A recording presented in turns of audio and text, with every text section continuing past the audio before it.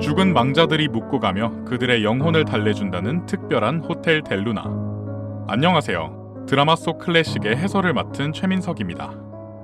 이번 영상에서는 최근에 큰 인기를 끌었던 드라마 호텔 델루나의 테마곡 베토벤 피아노 소나타 14번 1악장을 소개해드리려 합니다.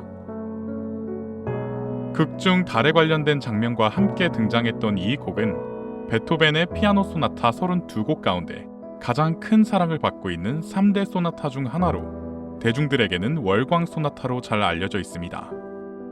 그런데 여러분, 월광이라는 부제는 작곡가인 베토벤이 붙인 것이 아니라는 사실 알고 계셨나요?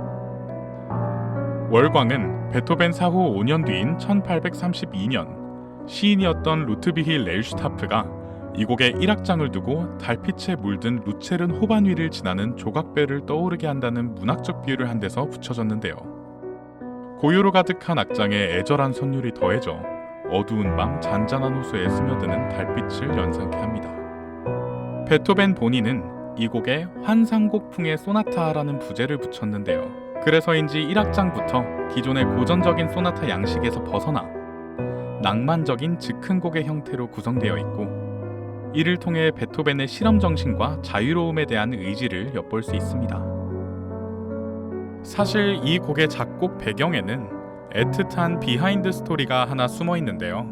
1801년에 완성된 이 곡은 줄리에타 귀차르디라는 한 아름다운 여성에게 헌정되었습니다. 그녀는 베토벤에게 피아노를 배운 제자였는데 둘은 서로 다른 신분과 14살의 나이 차이에도 불구하고 아주 깊은 사랑에 빠졌습니다. 하지만 그녀의 부모님은 베토벤을 탐탁지 않게 여겼고 이 곡이 완성될 즈음 줄리에타는 젊은 백작과 결혼식을 올리게 됩니다.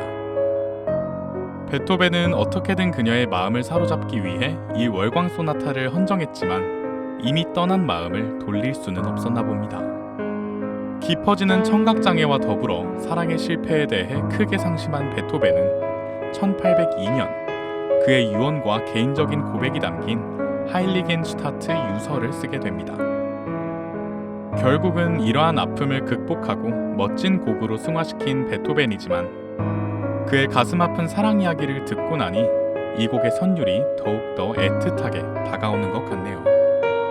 호텔 델루나의 테마곡으로 쓰인 배경도 달이 중요한 소재로 쓰였기 때문이기도 하겠지만 어쩌면 이러한 애절한 사랑 이야기를 극중 인물들에게 녹여내고 싶었는지도 모르겠습니다. 지금까지 월광 소나타의 특징과 제목이 붙여진 이유, 작곡 배경과 그에 얽힌 재미있는 비하인드 스토리에 대해 알아보았는데요. 여러분은 어떻게 보셨나요? 저는 다음 영상으로 찾아뵐게요. 감사합니다.